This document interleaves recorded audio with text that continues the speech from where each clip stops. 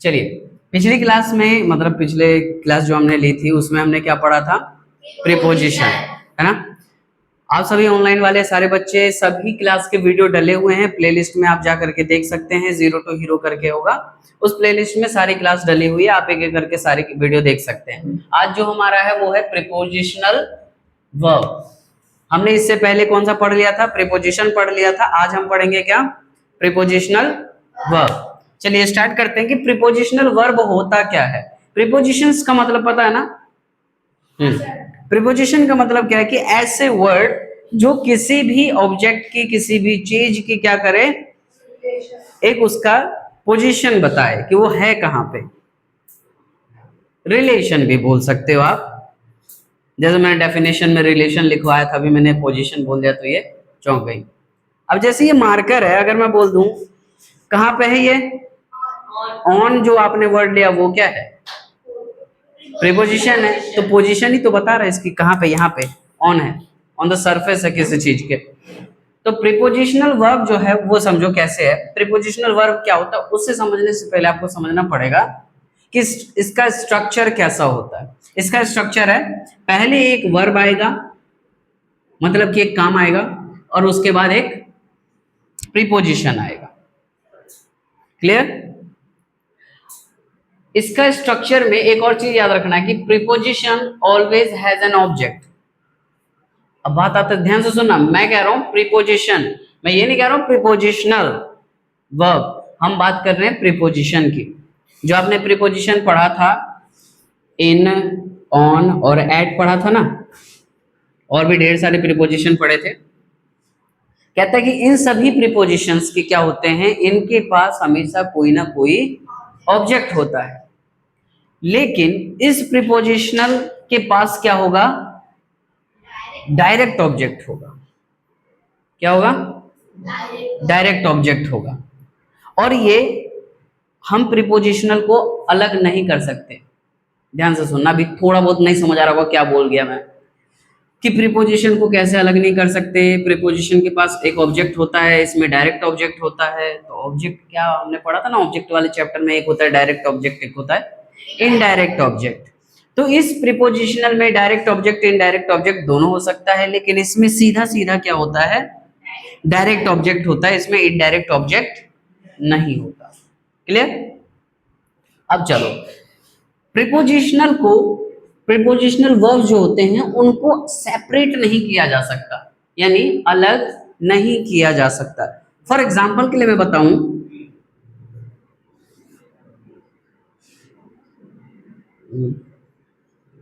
Look after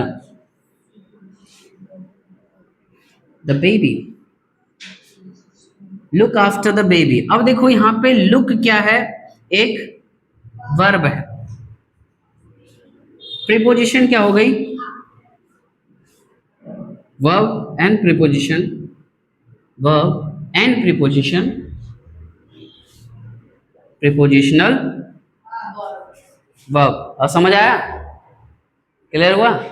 इसलिए शांति रखोगे, धीरे धीरे सुनोगे, सब चीज समझ आएगा कि लुक क्या है, एक वर्ब है, और आफ्टर क्या है? एक प्रीपोजिशनल प्रीपोजिशन है। तो वर्ब और प्रीपोजिशन दोनों मिलके क्या हो गए? प्रीपोजिशनल वर्ब बना दिए। अब ये जो लाइन मैंने लिखी है कि ये सेपरेट नहीं किया जा सकता। क्या नहीं किया जा सकता? सेपरेट नहीं किया जा सकता। सेपरेट कहने का मतलब है प्रीपोजिशनल वर्ब को हम सेपरेट नहीं कर सकते, और इसके बीच में हम क्या नहीं रख सकते? डायरेक्ट ऑब्जेक्ट नहीं रख सकते। मतलब अगर मैंने लिखा है लुक आफ्टर द बेबी, मतलब ये जो है मेरा क्या है? ऑब्जेक्ट है। तो मतलब इन दोनों को मैं सेपरेट करके इसको बीच में नहीं डाल सकता। तो इसको मैं किस तरह से नहीं लिख सकता हूं? मैं इसको मैं इस तरह से नहीं लिख सकता हूं कि लुक द बेबी, ये गलत होगा और ये सही होगा। समझ आया कि प्रीपोजिशनल वर्ब को कैसे अलग नहीं कर सकते?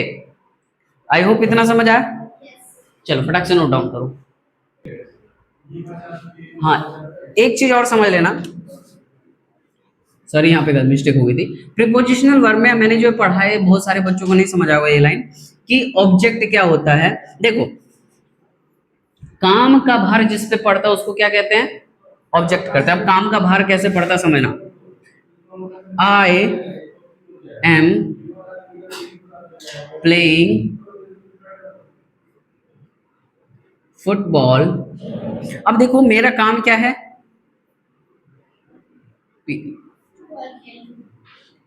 PLYING, जी, प्लेइंग।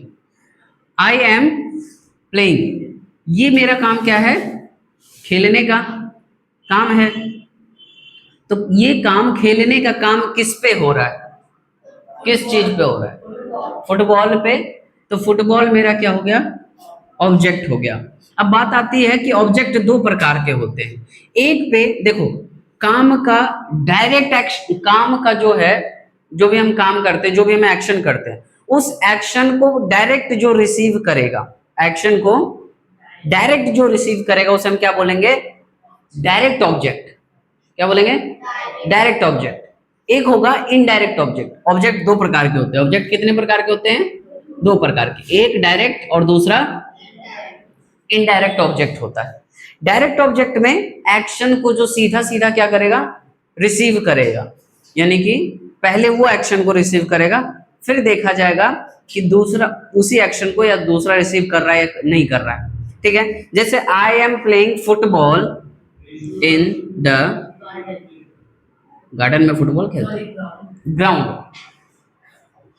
अब मैंने खेलने का काम किया, एक किया फुटबॉल पे, मतलब मेरा एक्शन पहले फुटबॉल रिसीव किया, मगर मैंने किक मारी तो किसने रिसीव किया?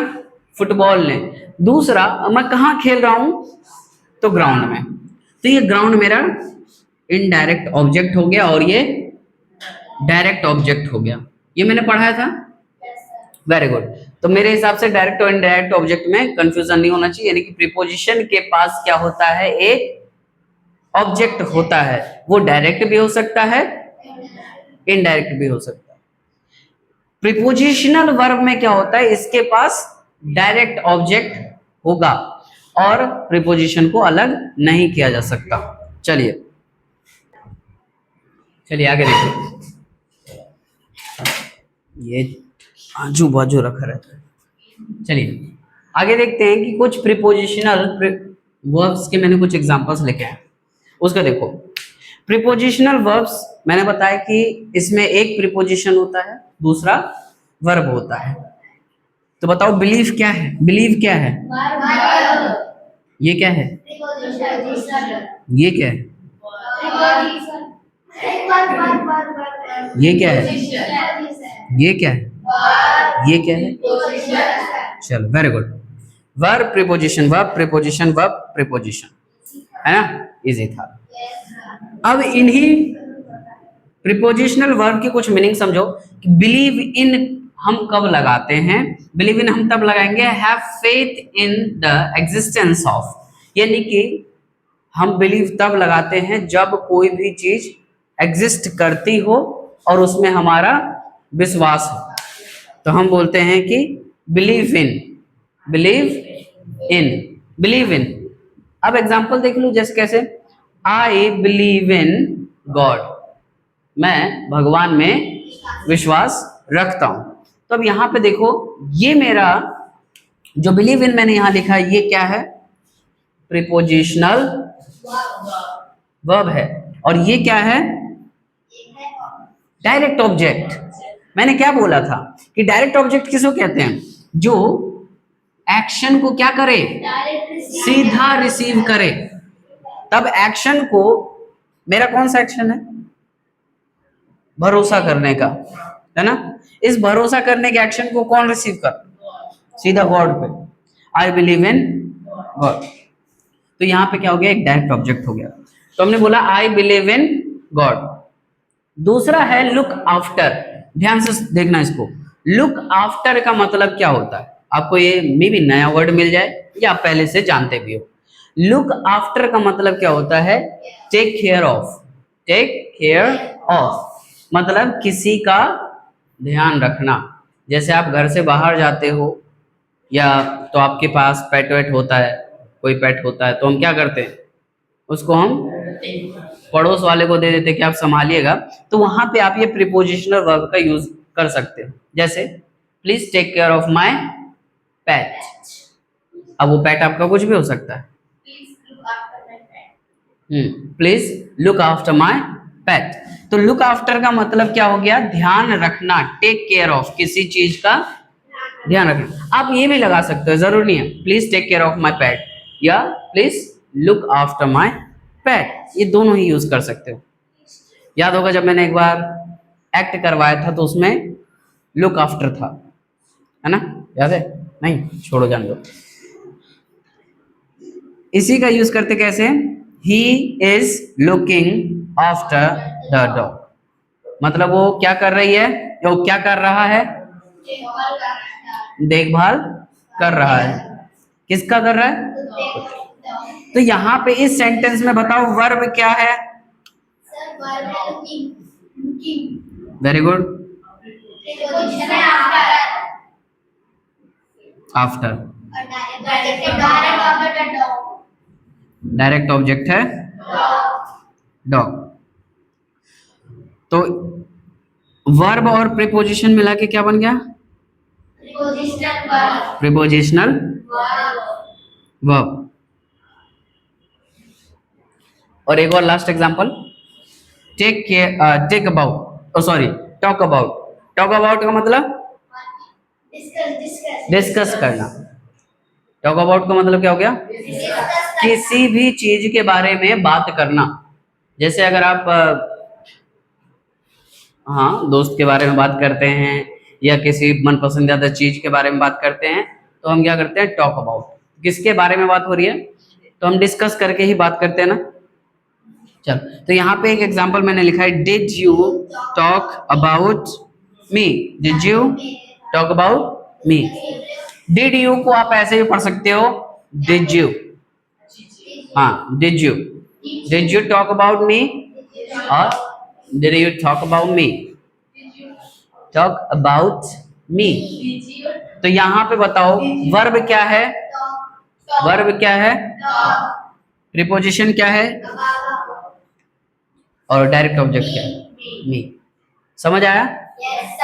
और ये बात भी अच्छे से कान में डाल लो कि प्रीपोजिशनल वर्ब को क्या नहीं किया जा सकता, सेपरेट नहीं किया जा सकता। क्या नहीं किया जा सकता? सेपरेट नहीं किया जा सकता। इन दोनों के बीच में कोई भी वर्ब या कोई भी वर्ड नहीं डाल सकते। समझ आया? चलो नोट डाउन कर लो फटाफट। चलो, मैंने कुछ एग्जांपल्स आपके लिए लिए हैं प्रीपोजिशनल वर्ब्स के। इसमें आपको एक एक सेंटेंस बनाने हैं, ठीक है? पहला है अराइव्ड एट या फिर अराइव्ड इन, अराइव इन। इन दोनों में से अराइव्ड एट भी लगा सकते हो, अराइव इन भी लगा करके आपको एक सेंटेंस बनाना है, ठीक है? बनाओ जल्दी जल्दी जल्दी बनाओ। अराइव्ड लगा सकते हो, बिल्कुल लगा सकते हो। लो अराइव्ड लगा दो। ठीक है, एक ने बोला शी अराइव्ड, अराइव्ड इन, और एक ने बोला एट। अराइव इन कहाँ? She arrived in park,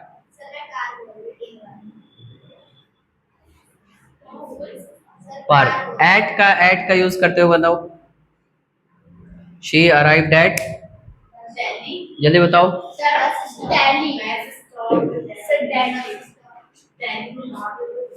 arrived at, arrived at bus stop. In bus stop नहीं लगा सकते क्योंकि ये स्पेसिफिक प्लेस है। She arrived at bus stop, she arrived in park. अब हाँ, इन द पार्क भी लगा सकते हैं, arrived in the park, arrived in the park, arrived at the bus stop. अब इसमें बताओ प्रीपोजिशन क्या है, प्रीपोजिशन वर्ब क्या है? Very good. अगला है बिलोंग टू समबडी। कोई भी, ये जो बिलोंग है ना, बिलोंग टू लेना है, इसका मतलब है कोई भी चीज किसी से बिलोंग करती हो, इस पे सेंटेंस बनाना, बिलोंग टू लगा के बनाना है।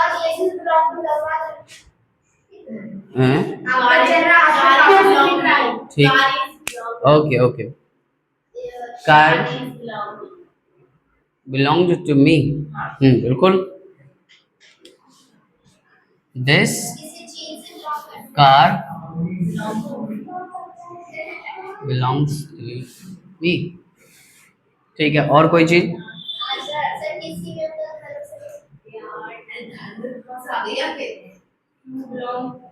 कंसंट्रेटेड ऑन, इसका लगाओ, कंसंट्रेटेड ऑन। हाँ, किसी भी चीज पे कंसंट्रेट करना। कंसंट्रेट मतलब जानते हो ना, ध्यान लगाना।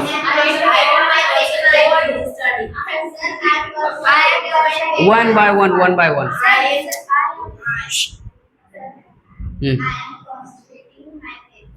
I am concentrating my paper. किसमें?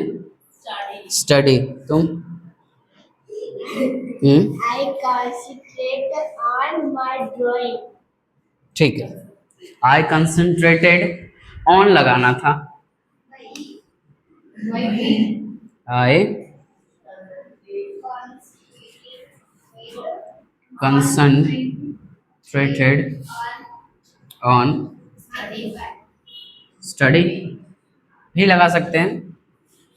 तो यहाँ पे भी हमने क्या किया, एक वर्ब लिया और दूसरा, तो ये हो गया हमारा प्रीपोजिशनल वर्ब। ये वाला टॉपिक बहुत ही आसान था, ज्यादा हार्ड था नहीं, है ना। बस हमें प्रीपोजिशन और उसके साथ एक वर्ब देखना है, तो हो गया प्रीपोजिशनल वर्ब। अब डिपेंड ऑन किसी चीज पे वर्ब। हाँ चलो बताओ। You are depends on your parent, father. ठीक है, और क्यों, बच्चे टीचर पे भी तो डिपेंड होते हैं पढ़ने में। अगर सभी धुरंधर होते, खुद ही पढ़ लेते, तो टीचरों की तो जरूरत ही नहीं पड़ती। हाँ, तो बोल सकती हैं।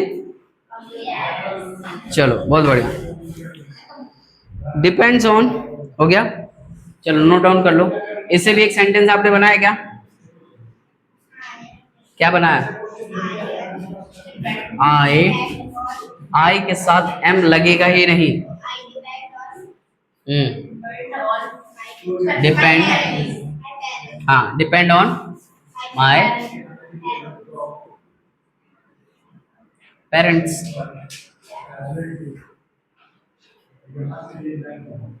चलो नोट डाउन कर लो।